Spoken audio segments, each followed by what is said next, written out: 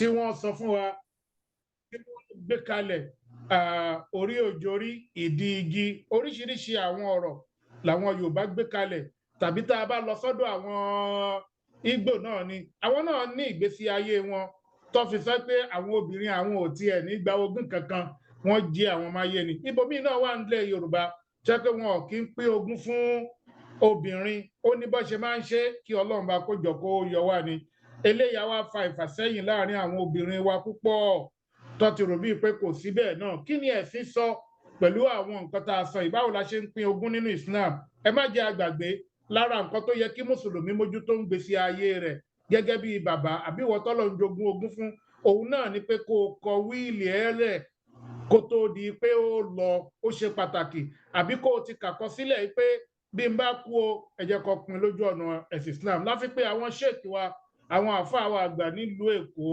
àwọn náà ni MD àwọn náà ni CEO Abdat Express tí wọ́n ń ṣe àkóso bí àwọn èèyàn ó ṣe travel lọ síbi tí ó bá wù wọ́n lẹ́ni tó bá ní ìwé gidi lọ́wọ́ ni o kò ń ṣe ayédèrú ẹni tó bá ti ní ìwé wọn á tètè bá ṣe bí ó ṣe bọ́ sọ́kọ̀ bí ó ṣe rìnrìn àjò ẹ̀ àwọn náà ló ń ṣètò umura ló ń ṣètò hajj ibi tí ò bá wù ẹ́ kó fẹ́ lọ láyé Ọlọ́run ṣe ń rọrùn fún ọ òun ni àwọn àfáà wa fi wà lórí ètò Sheikh Qasim Alabi kí Ọlọ́run bá kó bá wa yọ́nú sí wọn Sheikh a máa rìkọ́ọ̀dì lẹ́kṣọ̀ yìí ni àádẹ́ sẹ́ndẹ̀ sí yín lórí YouTube bákan náà inshallah. Assalamu alaikum. وعليكم السلام ورحمة الله وبركاته. أعوذ بالله السميع العليم من الشيطان المريض الرجيم. بسم الله الرحمن الرحيم. إن الحمد لله نحمده ونستعينه ونستغفره ونؤمن به ونتوكل عليه ونعوذ بالله من شرور أنفسنا ومن سيئات أعمالنا من يهد الله فهو المعتدي ومن فلا هادي له أشهد أن لا إله إلا الله وحده لا شريك له وأشهد أن محمدا عبده ورسوله أما بعد فالسلام عليكم ورحمة الله وبركاته. I seek refuge in Allah from Shaitan, the accursed, and I begin in Allah's mighty name, the ever gracious, the ever merciful. All praise belongs to Allah subhanahu wa ta'ala. We thank Allah for everything He has done in our lives as Muslims. We thank Him for the gift of life. We thank Him for His protection, His provision, and all that He has done for us. We tell you that there is no deity, but the last one, what times is messenger. And today we've been asked to take a look at the topic titled Rulings of Inheritance Islam. Islam. Before we go further, we want to stress the fact that in Islam, Allah subhanahu wa ta'ala is the one who gives orders. Is the one who will tell us what we need to do at any point in time and what we should not do. And one of the things He has instructed, He has asked us to do as Muslims, has to do with inheritance, It is what Allah subhanahu wa ta'ala has ordained. And for every Muslim who wants to obey Allah without questioning, that person has no option than to do what Allah subhanahu wa ta'ala has commanded. And of course, like Sheikh Qasim Adam has rightly pointed out, that today in the world, there are various cultures, there are various ways of doing things with respect to distributing inheritance after the demise, of the person who, who's supposed to leave something behind for those who can actually inherit him or her. In some culture, it's done in different ways. But Islam has taken into cognizance, Islam has taken into consideration everybody in the family without leaving anybody outside, the stuff in the first instance. And of course, in those days, we know that women can equally be inherited.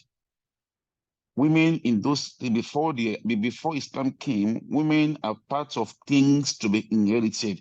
But in Islam, this is not so. women are equally supposed to inherit and not to be inherited. So Islam has given that status, which was not given to them before the advent of Islam. And of course, we know that what Islam has ordained inheritance, it portrays the fact that Islam considers charity. It considers the fact that people should be taken care of. It's equally even sort of called charity, as the case may be, And it's like I've mentioned, it is what Allah subhanahu wa ta'ala has ordained.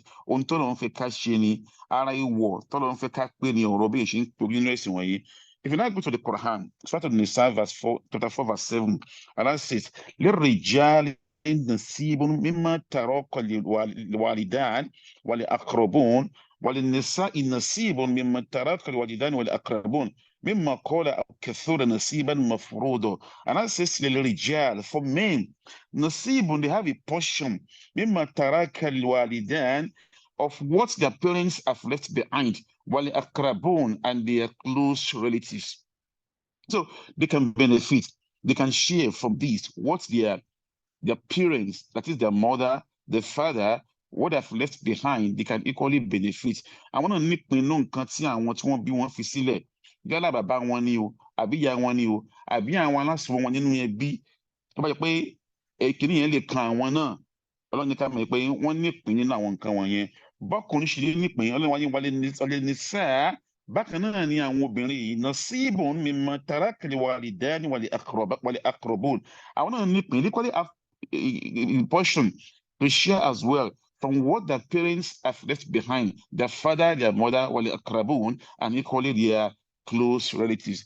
And the portion could be small, it could be more. It depends on what is prevalent at the time of the demise or the death of this concern will determine what a person gets and who gets what at the end of the day. And I say that you say, and that says, we have admonished to your children that a male gets a portion equal to that of two females. You see, there is logic, there is a kind of ikma.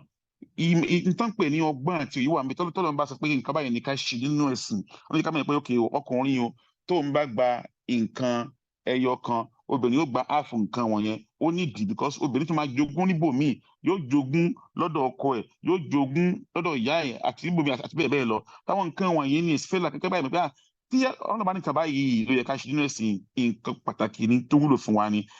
Pàápàá jùlọ ara àwọn àǹfààní tí ń bẹ́nu kéèyàn máa pín ogún nínú ẹ̀sìn Islam ni pé bí ìbá pín ogún yìí, gbogbo àwọn ẹ̀rẹ̀ horo, gbogbo àwọn bickerings, gbogbo àwọn kind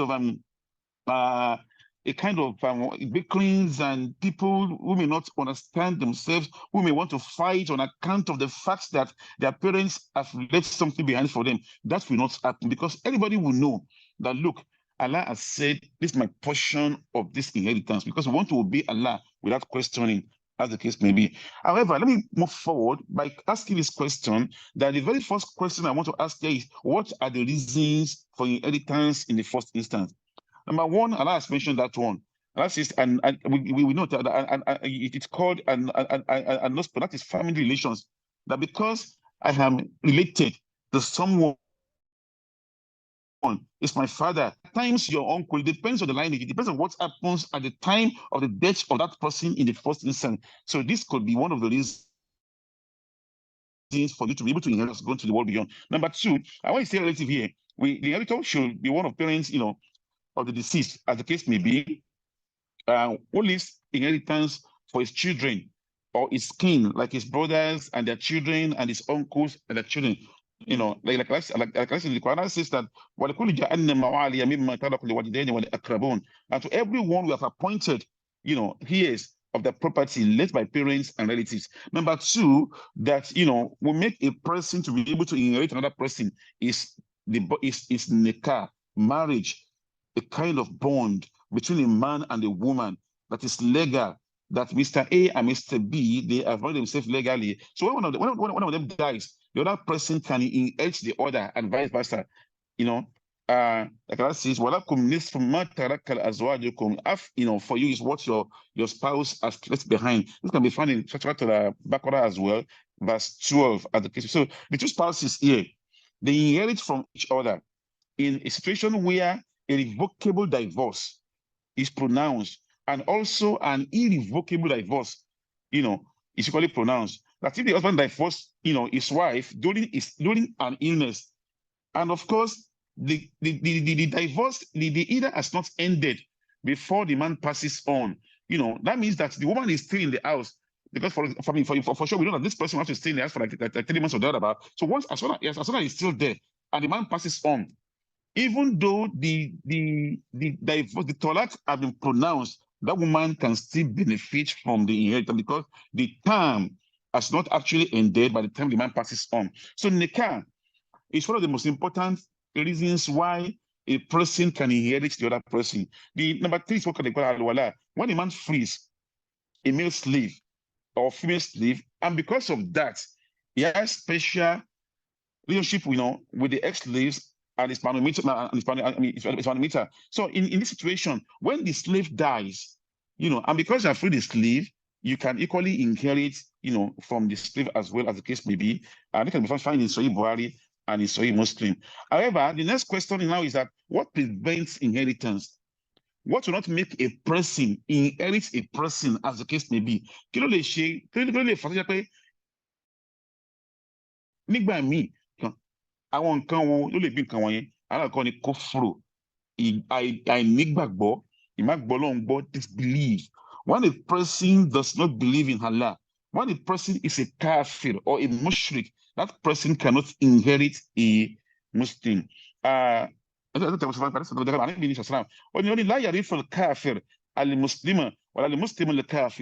said that a kafir cannot in any way inherit a Muslim, and a Muslim as well cannot equally inherit a kafir. So a person, for example, now, if a person has like 10 children, and one of them has decided not to do Islam again, that person does not have a portion, cannot have a portion of that inheritance because he's no more a Muslim.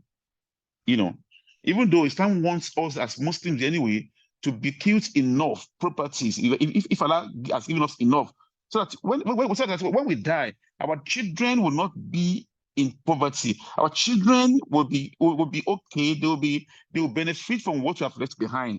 So that is why in Islam, a person who has so much blessed, what he can give out of his property before his demise is nothing but 1/3 of what Allah has granted him. No more, no less. So that people can benefit, people can actually inherit him, can equally inherit him at the end of the day. So that is one of the reasons why a person who is a kafir cannot benefit from an inheritance as the case. Number 2 is murder. Kéèyàn pa bàbá ẹ̀ torí ogún, bàbá pa ìyá ẹ̀ torí ogún, irú ẹni ò láǹfààní sí ogún àwọn òbí ẹ̀. Màá níbi ní lẹ́sẹ̀ lè kọ́ọ̀tẹ̀lì mìntẹ̀rí kẹtẹ̀lì màkàtúrì ṣe hàn, ẹni tó bá ti pààyàn yìí kò lẹ́tọ̀ọ́ sí ogún ẹni tó pa ni. Bàbá ń gbọ́ nínú rédíò, bàbá yìí lówó lọ́wọ́ gan, kò lè wá fún àwọn ọmọ yẹn. So eventually ọmọ yẹn pa àwọn òbí ẹ̀ kó ba lè jogún ẹ̀. Under the Sharia, such a child cannot benefit from the inheritance of that mother or father he has killed in the first instance. Number 3 is slavery. The slave does not inherit, and neither is he inherited from, except when he has been freed, And of course, there's a kind of relationship between him and his master. In that situation, his master can inherit him or her, as the case may be. Number 4, fornication and adultery. A child that is born out of wedlock under the Sharia cannot inherit from his father and vice versa. He can't inherit from his father, neither can his father equally inherit from him as well. That is why for Muslims, we're very, very careful of what we do. If you want to marry. Islam does not allow us to have side chicks. Islam does not allow us to, have concubine, as the case may be. So if you want to marry legally, so that when you die, there will not be any confusion whatsoever. In some instances, we have seen several cases where a person will die. After his demise, when I see children come here, these children are equally belong to your father, as the case may be. No, that says no. You want to marry legally. Let people know that you have married, so that your children can have say. They can have, share from what you have left behind, as the case may be. So if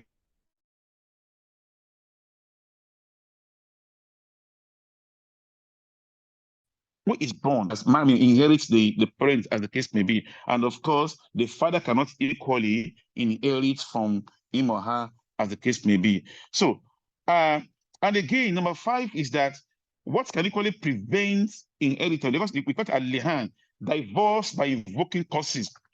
You know, the child of two spouses who gets a divorce by invoking the right of Allah due to accusation of, fornication or adultery, cannot at the same time inherit from his father, as the number 6 is what they call stillborn. When a child is born dead, when a child is given birth to, but by the time he's given birth to, he's not alive. Such a child cannot in any way inherit from what?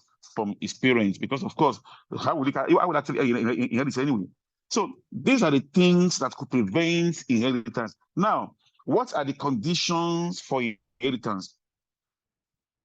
The conditions for the, we have mentioned before, what prevents all those things? As long as those ones, the person is not a kafir, is a Muslim. The person we're talking about is not a murderer. The person we're talking about, again, is not the product of fornication or adultery. Of course, they can equally inherit from their parents.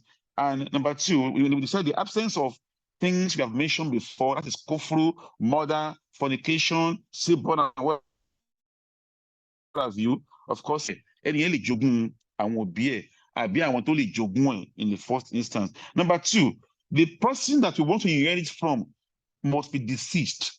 Enter fake jogun tomorrow ko I jogun in láyé o. On je mi ogun tèmi mi ro baba mi tí o de ti kú. Gbogbo so baba lo le ta lo fẹ́ jogun baba yẹn. Ìyẹn kì í ṣe inheritance. So enter fake jogun tomorrow jáde kó láyé. Number 3 is that the inheritor must be alive on the day of the death of the deceased. I know a situation where the father dies. The father, for example, died in December, and the wife equally followed in March, a kind of 4 months interval. The father, the husband died like in December. Of course, at that point in time, the wife was still alive, so he was entitled to part of inheritance. But by the time they shared the inheritance, the wife has equally died. Of course, you have to share from that inheritance. But you let me just explain again. Baba jáde kúrò láyé níbi December. Time. So you let know ogun yẹn, but one tí pín ogun yẹn tí a náà fi jáde kúrò láyé. Even though that's cool, but nígbà tí bàbá yẹn kú, ó ń bẹ láyé. So ìyá yẹn lẹ́tọ̀ọ́ nínú kíni inú ogún ọkọ in time yẹn. Àwọn ọmọ tí yẹn bá filẹ̀, wọ́n á ṣe ogún yẹn mọ́ ti wọn. So in system that for 1 year. Now let us now go to the categories of inheritors. Number 1, we have male inheritors. Àwọn ọkùnrin tó lè jogún ẹni tí wọ́n ti jáde kúrò láyé. Number 1, we call them the husband. The husband inherits from his wife if she dies, even if he had pronounced divorce on her, as long as she did not complete her waiting. Nígbà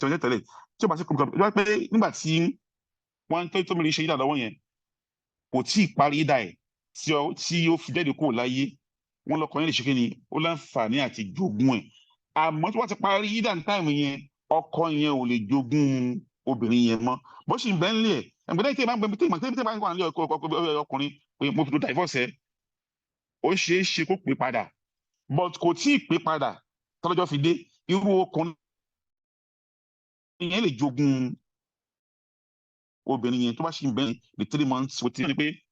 Number 2, ó náà jẹ́ manumator ni tàbílẹ̀ kan pé ẹni tó free ẹrú, a person who frees a slave or a spirit relative, if it's not táwọn ọkùnrin tó lè jogún arákùnrin yẹn time yẹn wọn sì láyé time yẹn, irú ẹni tó free yẹn ó lè jogún slave yẹn time yẹn tó jẹ́ ọkùnrin. Now number 3 is what they call the relatives. Àwọn náà ní forefathers relations. Àwọn ọkùnrin, àwọn spring, àwọn tán bí the king folk, àwọn tó wà níbi ìdílé yẹn, wọ́n ti bẹ́ẹ̀ tí wọ́n pọ̀ tán bẹ́ẹ̀ tí pẹ́ẹ́pẹ́ àwọn ọkùnrin ṣe kí ni wọ́n lè jogún. And the forefathers here include the father, the grandfather, the forefathers of the grandfather. Let me repeat, the forefathers here include what? Include the father, baba, the grandfather, baba, the fourth, baba, àti bẹ́ẹ̀ lọ tí wọ́n bí àwọn ọkùnrin, àwọn ní ọkùnrin tó lè jogún. The offspring náà ni àwọn ọmọ tó jẹ́ ọkùnrin tó lè jogún, àwọn ọmọkùnrin ló lè jogún. Number 1, the son the grandson, and all the direct descendants, no matter how far down the lane. Because nígbà míì, grandson, a grandson can inherit. But once my grandson can equally what can inherit. But as long as the son is around, is alive, ọmọ tó jẹ́ ọmọ ọkùnrin yẹn kò tí lè jogún bàbá ẹ̀. Lọ́wọ́ nípa àwọn tó lè jogún àwọn sọ́ọ̀sì fún ọmọ tó lè jogún náà ni pé àwọn ọkùnrin, ọmọ àtàwọn direct descendants, no matter how far down the lane. Now the kinfolk are the relatives, which includes the brothers and their children. That is your siblings now. But àwọn náà ò lè jogún èèyàn as long as your children are still alive. Wọ́n lè jogún èèyàn. But téèyàn bá ti jáde kúrò láyé, kò lọ́mọ ọkùnrin, kò lọ́mọ obìnrin, ló tó kàn pé kí irú àwọn èèyàn náà lè ṣe kí ni láǹfààní láti jogún èèyàn. So the brothers and their children, also include brothers of the same mother who have different fathers. These 10 relatives are uncle and the son of the uncle cousin, no matter how far. Does not also matter whether they are full bloods or any form of same father having different mothers. They are all male inheritors, as the case may be, and it is really possible that they will all be alive to share from inheritance. This because some of them block off others. Like I mentioned, the child is still alive, or the daughter is still alive. Kò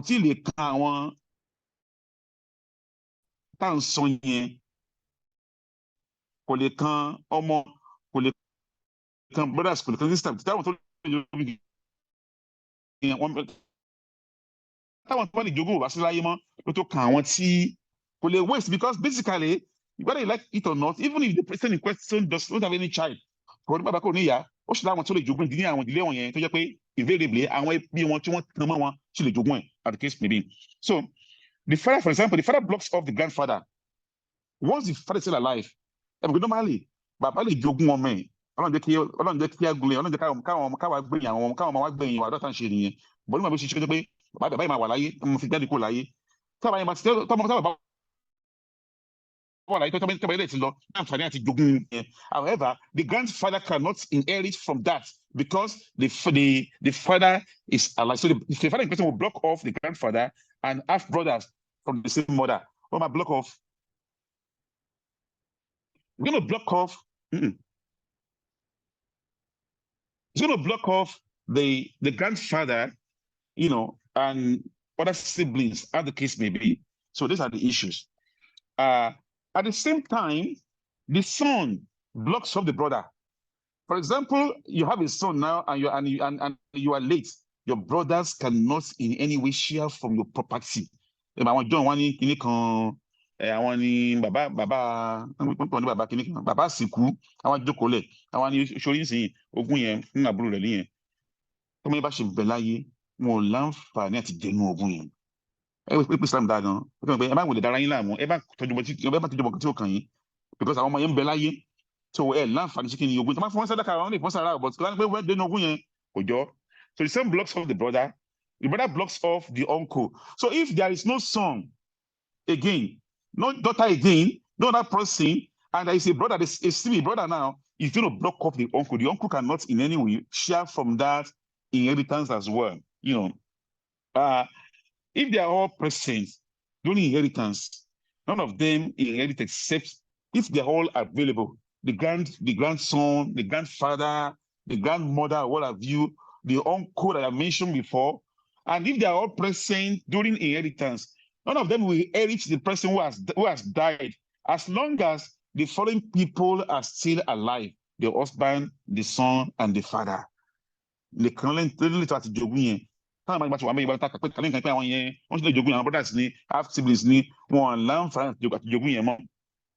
This has to do with female inheritors. Now, how about the female inheritors now? Number one is the wife. Your wife can inherit you, just like you can equally inherit from your wife as well. Number two, the female manometer who freed a slave. At that point in time, that body who could equally say, okay, I'm a family member of the slave in question who have been freed. The relatives, there are 3 kinds here. Number one, the parental woman, the mother and the grandmother on either the mother's or father's side. Let me repeat again. The parental woman. We're talking about female now. Look at it. It's time of fun will be making your fun being what you want. Unlike in those days, women are chattel. They can equally be inherited. In this case, Islam says no. You can't inherit women against their own will, as the case may be anyway. So, parental women here, we're talking about the mother and the grandmother on either the mother's or father's side. Number three, the offspring, the daughters, the son's daughters, the granddaughter, and any descending female grandchildren, that is through the males. These are the people who can, inherit from the person who has passed on. Now, let's explain this thing in details anyway. Now, the Quran in Surah An-Nisa mentions 6 categories again. Surah An-Nisa, Allah mentions 6 categories of those who can benefit from inheritance. Number one, he talks about those who can get half of the property. There are 5 individuals, and they are below, and they are as follows. Number one, the husband. If the deceased wife did not have a son or a grandchild by a son, whether male or female. When we're talking about it, pé ọkọ lè jogún, ó lè jẹ half ogún ìyàwó ẹ̀. Báyìí pé ìyàwó yẹn rí pé kí ni kò ní ọmọ, kò ní grandson.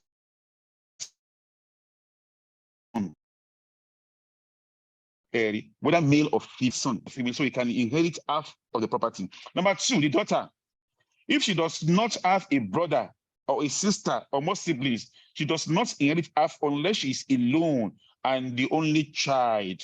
When she's alone and the only child, that is when the daughter can equally inherit half of what the property as well. Number three, the daughter of the son. That is the granddaughter now. If she's alone and there is no son of a son, that is no grandson along with her, she's alone. The grandmother is alone, so she can equally take half of the property as well. Number three is the full sister from the same 2 parents. That is, they are of the same mother and father, the full sister. If she's alone, having no brother, nor a father, nor a son, nor grandson. You see, nobody will block her off now because there is no other person that can benefit from that inheritance. We can also see that Islam is very, very interesting, that it takes care of everybody at any point in time.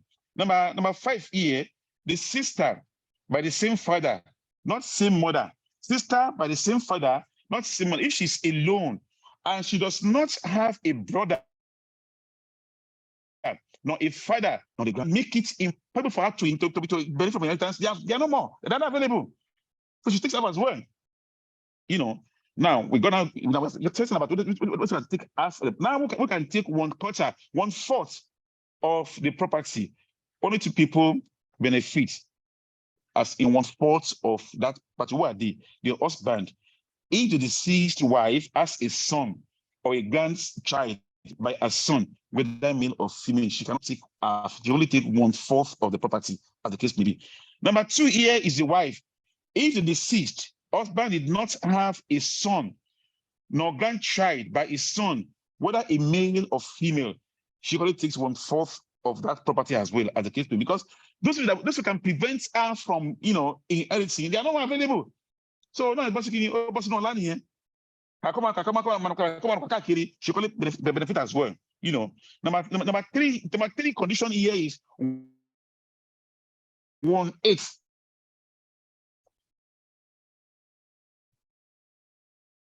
If that comes damage more than one wife, they split it. This is when the deceased husband has a son or a grandchild by the son, whether male or female. That is why you see many women try to kick it against Muslims, so because they know that when the husband die, what they can just get is 1/8. And that's 1/8 when they are more than one, they will not split it at one as the case may be. So only one person here benefits 1/8 of the property. That is, the wife. If there is more than one wife, they split it. This is when this as a son or a grandchild. But there are 4 categories that will benefit to third. There are 4 categories here. Number 1, 2 or more daughters. if there is no two or more daughters, if there is no son, meaning that there is no brother. Number two, here are two daughters of the son, granddaughters or more, if they are alone without a child of the deceased, male or female, and no grandson, because there is no other person that can block them off here, as the case may be. Now, two full sisters as well can equally benefit, they can take to third. That is two full sisters or more, if they are alone without there being a father or any child of the deceased or a full brother. And the next person that connects or more by the same father, if they are alone without by two full sisters, as well as those as not having a brother by their father. So you can see that this particular law of inheritance can be complex in a way. It is not what every Tom, Dick, and Harry can dabble into. You need experts. But we need to know the fact that this is the law of Allah, which He has ordained, which we must ensure we pass on. And that is why a Muslim must ensure that he writes his will. Yeah, let me continue so that I can quickly finish this basically I'm trying to, used to conflict on third or property. Three people benefit from this. The mother, that is only if the deceased does not have a child nor grandchild. If she takes 1/3. After all, the grandchild, 1/3, goes to her. Brothers by the same mother, even if there are many, and the deceased does not have a father or grandfather, nor a child or grandfather. Look at the hikmah behind giving to the father, the grandfather, because if this man were to be alive, the responsibility will lie on his shoulders. Now he's no more alive, so they can equally benefit. So you cannot see that brothers will benefit if there are many, whether it's only one or there are many, as long as the deceased does not have a father, a grandfather, nor a child or grandchild. Number 3 on that line is the grandfather. If he is with sibling of the deceased, note, let's please note this one, that if a woman dies and leaves behind only her husband, her father and her mother, then a matter of inheritance is in 6 shares.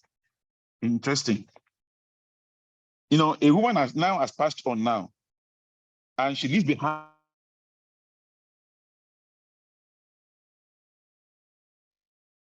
her father and what happens to her inheritance? It can be done in 6 shares. Number 1 here is the husband receives half, 3 shares, 3/6.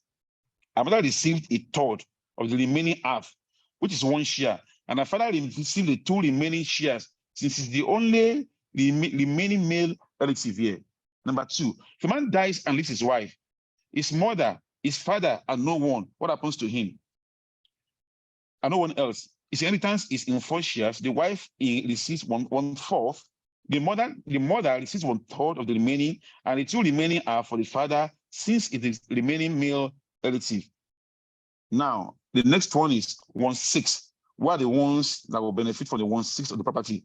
7 people here benefit from this. Number 1, the mother. If the deceased has a child or grandchild.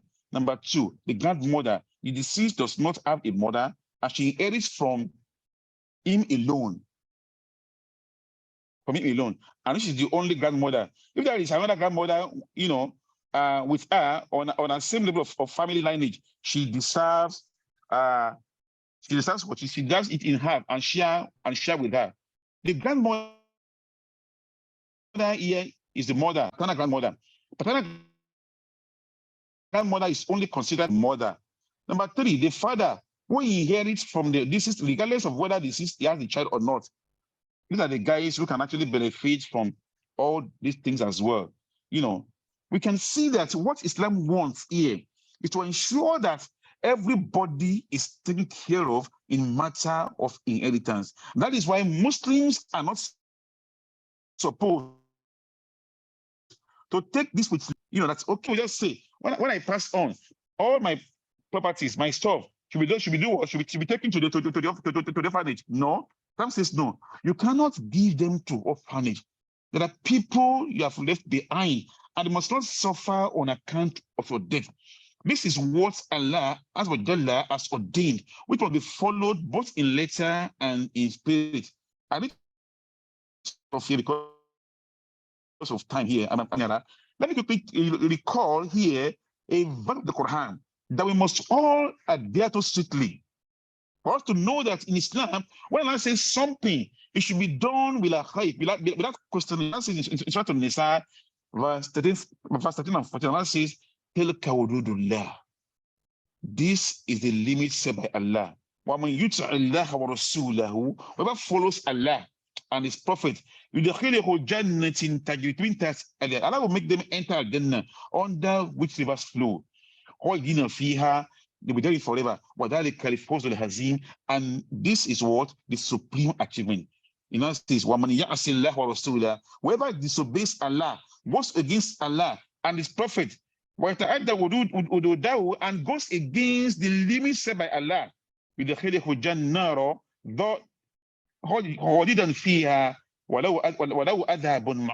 Allah will make them enter hellfire, and they are going to enter, they're going to meet terrible punishment on Yawm al-Qiyamah. Ibadallah, let us ask ourselves today, you and I, that we know that this is Allah's injunction. This affects the two. Have you ever taken the pain to write your will and say, if I die today, my will should be distributed according to Islamic law? If you don't do it, it's going to be a problem. Recently, I was advising a family, their father dad a Muslim, and of course, the father asked two wives about to distribute the inheritance. A group, if one that belongs to a mother says, look, we are all Muslims. Let us divide this thing according to what Islam has instructed. The other one says, no, even though they are Muslims. But because there was no written document to say that when I passed on, share my property according to what Islam has dictated. So if they go to law court, they will tell them this is the custody, and your father did not to say that should be distributed according to Islamic law. So they would distribute your inheritance according to the custom of the land. So he says, let me just pause because it's already Maghrib in Saudi Arabia, and I need to go to the mosque. I probably call it either astaghfirullah. Let me quickly before I say that, please, for Allah's sake, go back and read about Islamic law of inheritance. It's very, very interesting. And you want to highlight your own way, make sure that you invite a lawyer who knows about the nitty-gritty of all this. May Allah give us better understanding of what I've just presented today. I probably call it either astaghfirullah wa lakum.